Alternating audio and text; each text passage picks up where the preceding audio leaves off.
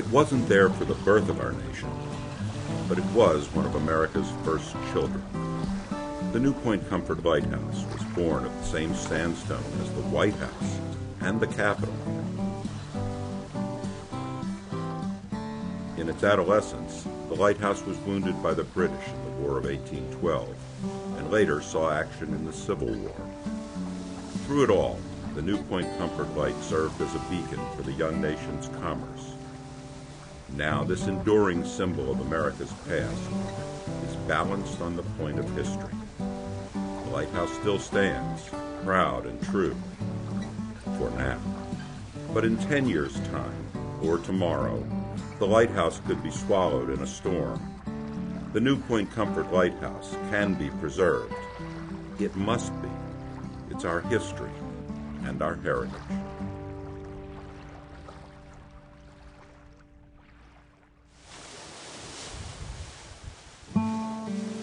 The light was first lit in 1805.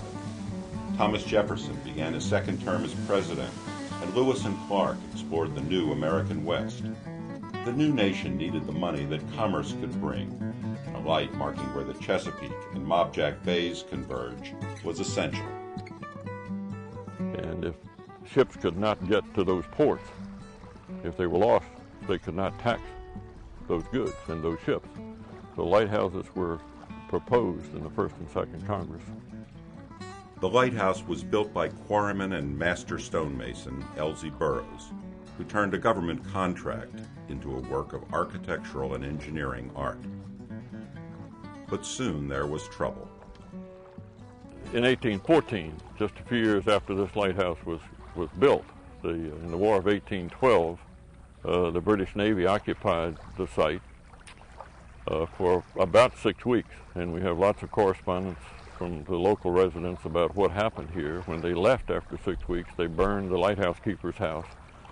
They took all the glass out of the lighthouse, and there were serious discussions after that war as to whether to rebuild the lighthouse where it was because of the damage that the British had done, or whether to relocate it on the mainland because there was already evidence of serious erosion going on around the lighthouse. Today, volunteers keep the lighthouse lit. It's a tough job, since there's nothing left on the original 200-acre site but a quarter acre of rocks. It hasn't always been that way. But there was good land area there into the 1950s. We're fortunate to have a good photographic history, both aerial photographs and still photographs showing what the land area was and how it's changed over time. When my children were small, we used to go down weekends and have picnics and play and go fish.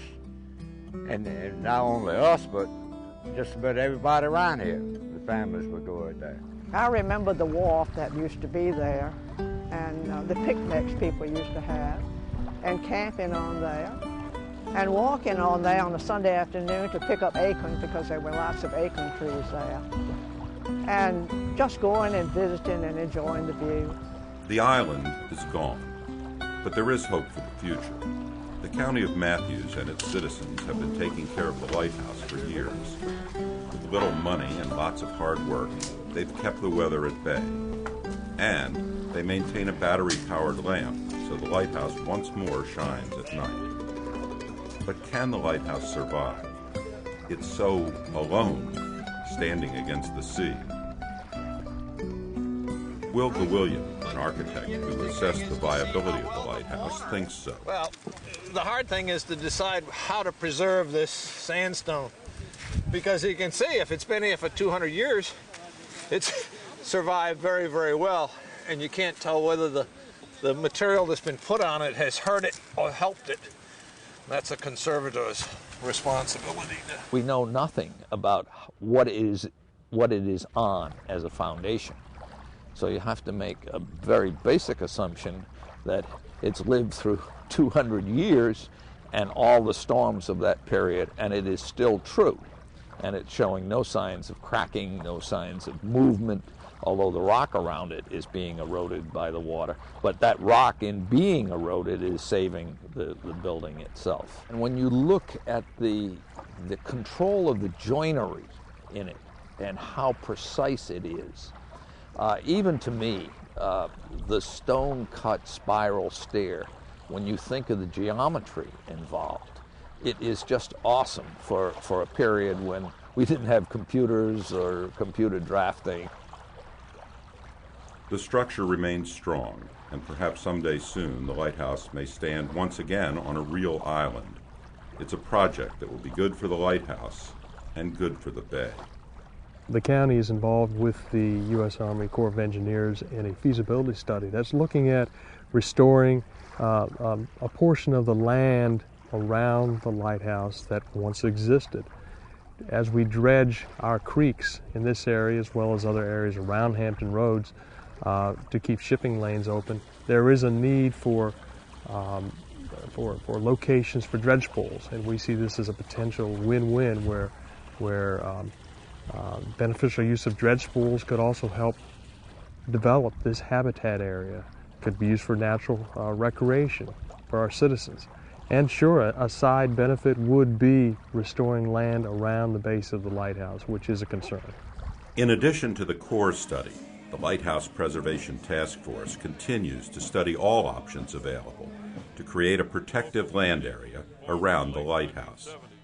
The second task will be the restoration of the lighthouse itself. It will take a lot of money. The task force has used Matthews Market Days and a fireworks display which celebrated New Point Comfort's 200th anniversary to raise awareness and money. Much more is needed.